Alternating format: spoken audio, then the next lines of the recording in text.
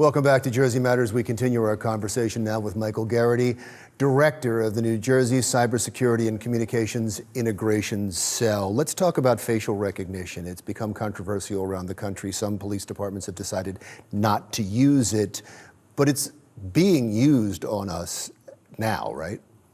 Throughout society, it's being used by private entities, whether you're at the airport, and that's not necessarily a private entity, but elsewhere in the world as well. It's being used on a regular basis. It's being used for, give me an example. Where might I go where they're using facial, aside from the airport, where they're using it? Retail establishments. So when you walk in the door, they may be using facial recognition to see if you're a known shoplifter or you're a celebrity, so that they can send out, the store manager to greet you and provide you that VIP service. So it's used in a lot of different ways, not just in law enforcement. Are you concerned about law enforcement using facial recognition?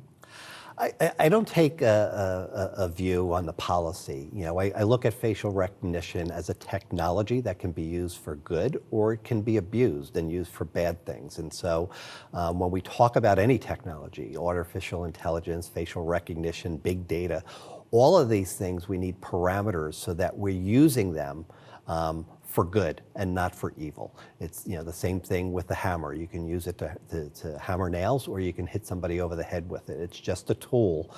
We need to make sure that we're using the tool for good. It seemed that the software wasn't perfected for African American skin, and that was a huge concern. Have you heard that?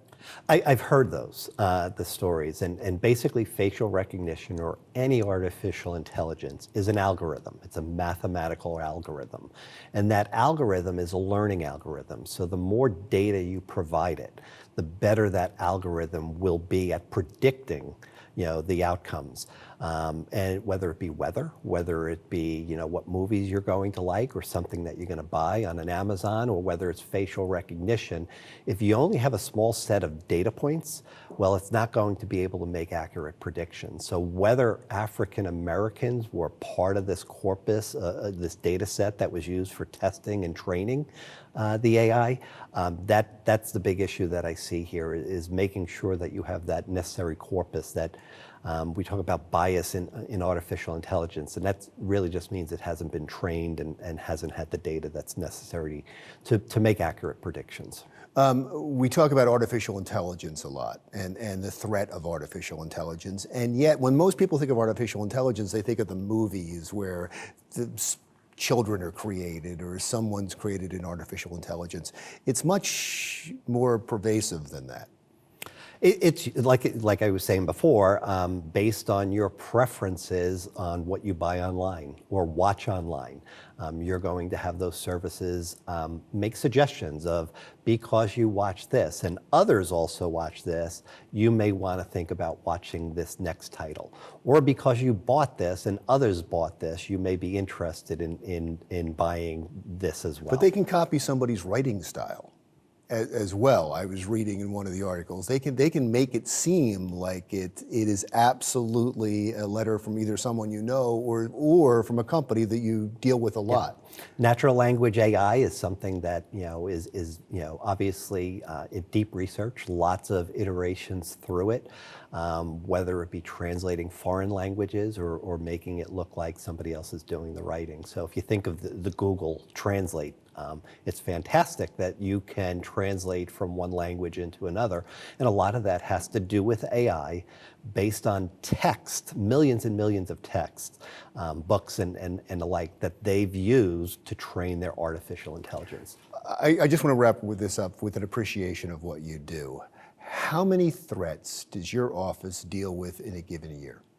In a given year, so by given month, we see about 10 million attacks against what we call the Garden State Network. So that's 120 million attacks against us on a yearly basis.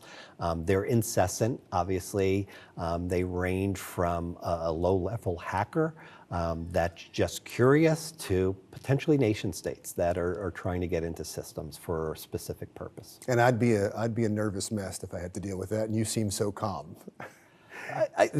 Well, calm outward looking, always nervous, because you're always worried about what you're not detecting. Because only one has to get through, right? That could cause a lot of damage. We've got to be right 100% of the time. They have to be right once. Thank you, sir. It was a pleasure to talk to you. I really appreciate it. Michael Geraghty, Director of the New Jersey Cybersecurity and Communications Integration Cell. Still to come on Jersey Matters, a father and husband about to be deported. We'll talk to his family when we come right back.